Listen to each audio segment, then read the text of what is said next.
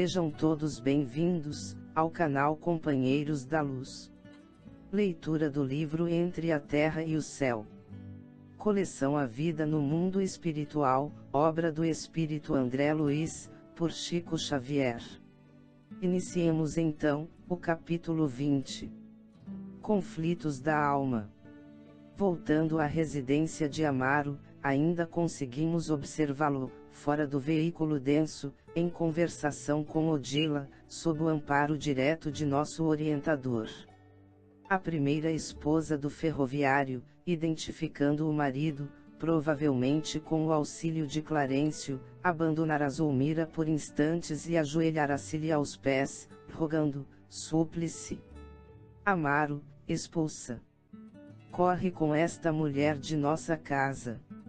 Ela furtou a nossa paz. Matou nosso filho, prejudica Evelina e transtorna-te. Apontando a enferma com terrível olhar, acentuava: por que retém semelhante intrusa? O interpelado, muito triste, esforçava-se por dirigir a atenção no rumo de nosso instrutor, mas talvez torturado pelo reencontro com a primeira mulher, mal-humorada e enfurecida, perderá a serenidade que lhe caracterizava habitualmente o semblante. Enquanto junto de nós, versando os problemas de ordem moral que lhe absorviam a mente, sustentara calma invejável, com aristocrática penetração nos problemas da vida. Ali, perante a mulher que lhe dominava os sentimentos, revelava-se mais acessível ao desequilíbrio e à conturbação. Mostrava-se interessado em responder às objurgatórias que ouvia, entretanto, extrema palidez fisionômica denunciava-lhe agora a inibidora emoção. Situado entre Odila e Zulmira, parecia dividir-se entre o amor e a piedade. A genitora de Evelina prosseguia gritando, com inflexão enternecedora. No entanto, imóvel, o marido assemelhava-se a uma estátua viva, de dúvida e sofrimento. Esperava que o nosso orientador, qual acontecera minutos antes com o ferroviário, reconduzisse a mente de Odila às impressões do passado, a fim de acalmar-lhe o coração, e cheguei a falar-lhe, nesse sentido, mas Clarencio informou bondoso: não convém. Nossa história cresceria demasiado por espraiar-se excessivamente no tempo. É aconselhável nossa sustentação no fio de trabalho nascido na prece de Evelina. Reparando que o ferroviário manifestava estranha aflição, o ministro acercou-se dele e paternalmente afastou-o de Odila, transportando-o para o leito em que o seu carro físico repousava. A pobre desencarnada tentava agarrar-se a ele, clamando em desconsolo: Amaro! Amaro! Não me abandones assim! O relógio carrilhão da família assinalava 3 da manhã. O dono da casa acordou, abatido. Esfregou os olhos, sonolento, guardando a ideia de ainda estar ouvindo o apelo que vibrava no ar. Amaro! Amaro! O abalo do reencontro fora nele muito forte. Na tela de reter a memória permanecia tão somente a fase última de sua incursão espiritual, a imagem de Odila, que se lhe afigurava implorando socorro. Da palestra que alimentara conosco não restava traço algum. Deixando-o entregue à lembrança fragmentária que lhe assomava à consciência como simples sonho, partimos. A irmã Blandina solicitava-nos concurso imediato, em favor do pequeno Júlio, que confiara aos cuidados de Mariana, enquanto nos buscava a companhia. Valendo-me da excursão para o lar da bênção, indaguei do ministro quanto a certo enigma que me feria a imaginação. Esteves, ao tempo da Guerra do Paraguai, sofrera tanto quanto Júlio o suplício do veneno. Porque surgiam em ambos efeitos tão dispares. O menino ainda trazia a garganta doente, ao passo que o enfermeiro, vitimado por Leonardo, não parecia haver conhecido qualquer consequência mais grave. Clarencio, sorrindo, explicou afetuoso. Não tomaste em consideração o exame das causas. Esteves foi envenenado, enquanto Júlio se envenenou. Há muita diferença. O suicídio acarreta vasto complexo de culpa. A fixação mental do remorso opera inapreciáveis desequilíbrios no corpo espiritual. O mal como que se instala nos recessos da consciência que o arquiteta e concretiza. Vimos Leonardo Pires com a imagem de Esteves atormentando-lhe a imaginação e observamos Júlio, enfermo até agora, em consequência de erros deliberados aos quais se entregou há quase 80 anos, o pensamento que desencadeia o mal encarcera-se nos resultados dele, porque sofre fatalmente os choques de retorno, no veículo em que se manifesta. E, à frente das silenciosas reflexões que me absorviam, acrescentou: é natural que assim seja. Atingiramos a graciosa residência de Blandina. Entramos. O choro de Júlio infundia compaixão. Após saudarmos a devotada Mariana, que o assistia com desvelo maternal, o ministro examinou-a e notificou à irmã Blandina, algo inquieta: estejamos tranquilos. Espero conduzi-lo à reencarnação em breves dias. Sim, essa providência não deve tardar, considerou nossa amiga, atenciosa.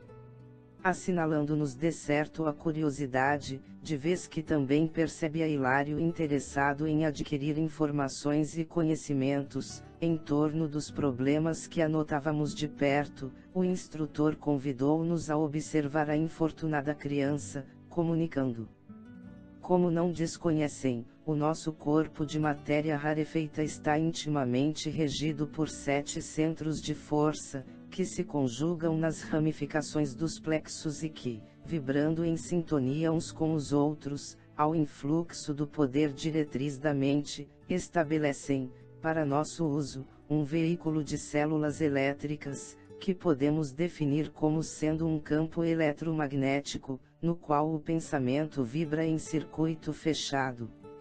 Nossa posição mental determina o peso específico do nosso envoltório espiritual, e consequentemente, o habitat que lhe compete.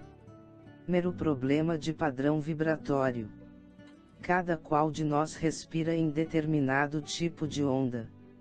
Quanto mais primitiva se revela a condição da mente, mais fraco é o influxo vibratório do pensamento, induzindo a compulsória aglutinação do ser às regiões da consciência embrionária ou torturada, onde se reúnem as vidas inferiores que lhe são afins. O crescimento do influxo mental, no veículo eletromagnético em que nos movemos, após abandonar o corpo terrestre, está na medida da experiência adquirida e arquivada em nosso próprio espírito.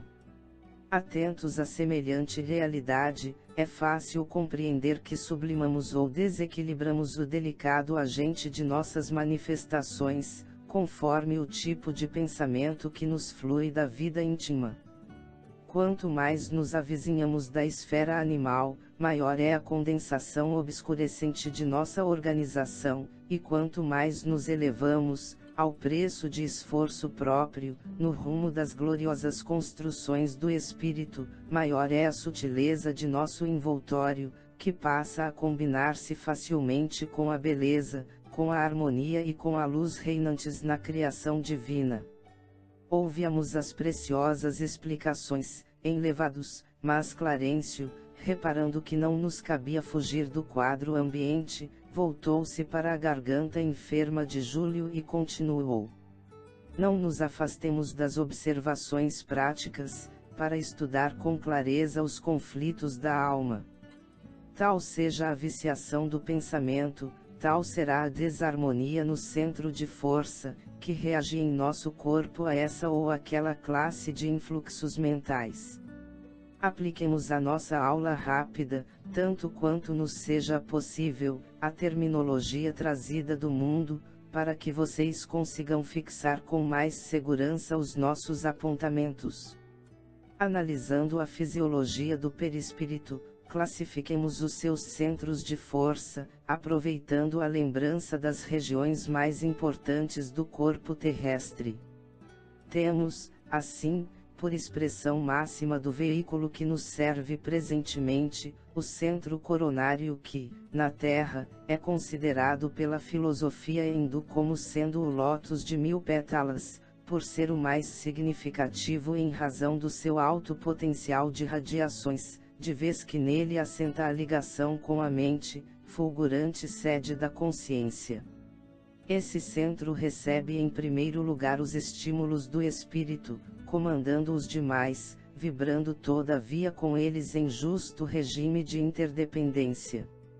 Considerando em nossa exposição os fenômenos do corpo físico, e satisfazendo aos impositivos de simplicidade em nossas definições, devemos dizer que dele emanam as energias de sustentação do sistema nervoso e suas subdivisões, sendo o responsável pela alimentação das células do pensamento e o provedor de todos os recursos eletromagnéticos indispensáveis à estabilidade orgânica.